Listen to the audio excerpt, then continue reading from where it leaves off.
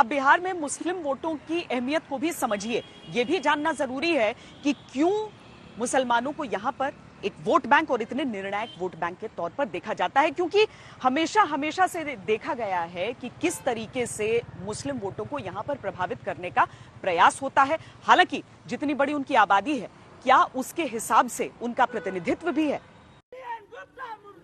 मुर्दाबाद मुर्दाबाद मुर्दाबाद मुर्दाबाद। 5 साल तक विधायक रहे, लेकिन चुनाव लड़ने आए तो इनके विकास के दावों की धज्जियां लोगों ने विरोध के नारों में उड़ा दिया। मुर्दाबाद मुर्दाबाद। विरोध इतना बढ़ा कि बीजेपी के विधायक और उम्मीदवार सीएन गुप्ता को अपनी गाड़ी मोड़ लेनी पड़ी। मुर्दाबाद मुर्दाबाद। लोग खुश है, अमन चैन की सांस ले रहे हैं, कहीं भी किसी का छीन झपट नहीं हो रहा है। मतलब रंगदारी नहीं टैक्स वसूला जा रहा है, किसी का मकान हड़प नहीं जा रहा है, जमीन किसी जबरदस्ती लिपाई नहीं जा रही है और लोगों का हमारे प्रति विश्वास है। इसकी वजह से मैं इस बार नॉमिनेशन करने जा रहा हूँ। और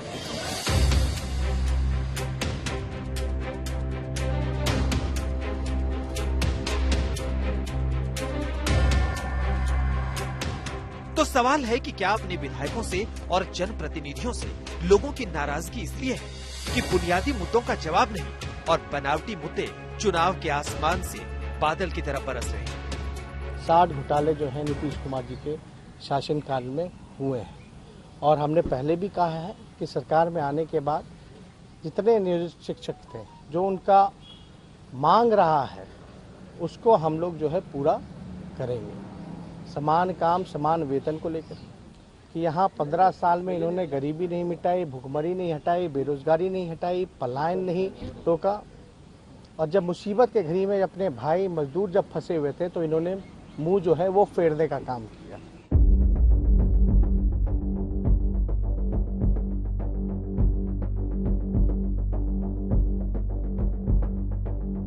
जिस वक्त बिहार में कोरोना की मार है, बेरोजगारी पर हाहाकार है, विस्थापन है, बाढ़ है, उस वक्त जब चुनाव होता है तो कहीं आतंकवादियों का भूत नाचने लगता है, कहीं पाकिस्तान से जिन्ना की रूह जिन्न की तरह घूमने लगती है। क्या कांग्रेस पार्टी और गठबंधन आरजेडी जो महागठबंधन है, ये भी जिन्ना के साथ पूरी पार्टी पूरा बिहार का चुनाव जिन्ना के रास्ते पर होगा?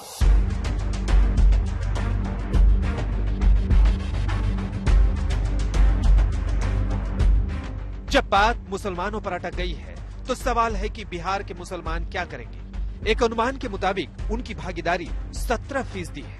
ऐसे में वो वोट क्या किसी के लिए निर्णायक होंगे या उस 17% आबादी का खौफ दिखाकर चुनाव की बाजी पलटी जा सकती है। बिहार की 243 विधानसभा सीटों में से 47 सीटें ऐसी हैं जहां मुस्लिम वोटर निर्णायक स्थिति में। इन इलाकों में मुस्लिम आबादी 20 से 40% या इससे भी अधिक है। बिहार की 11 सीटें हैं जहां 40% से ज्यादा मुस्लिम मतदाता हैं। 7 सीटों पर 30% से ज्यादा है। इसके अलावा 29 विधानसभा सीटों पर 20 से 30% के बीच मुस्लिम मतदाता हैं। फिर भी 2015 में 16 मुस्लिम चुनकर आए थे, यानी 6.6%। 2010 के चुनाव में इनकी संख्या बढ़कर 19 हो गई, यानी 7.8%। पिछली विधानसभा में इनकी संख्या 24 तक पहुंची, यानी 9.9%। यानी अपनी आबादी के लिहाज से उनकी नुमाइंदगी अब भी कम है, लेकिन चुनाव चाहे जब हो, सियासत मुसलमानों के नाम पर इतनी तेज होती है कि बात पाकिस्तान तक पहुंच जाती है। गलती से भी अगर भारतीय जनता पार्टी बिहार में हार गई तो जय पराजय तो बिहार में होगी, फटाके पाकिस्तान में जाकर चलेंगे। आप चाहते हैं पाकिस्तान में फटाके चले? भारत में कुछ लोग हैं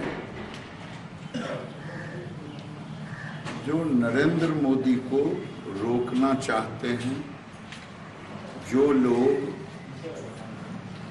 पाकिस्तान परस्त हैं, कुछ लोग आतंकवाद परस्त हैं, जिनका राजनीतिक मक्का मदीना पाकिस्तान है।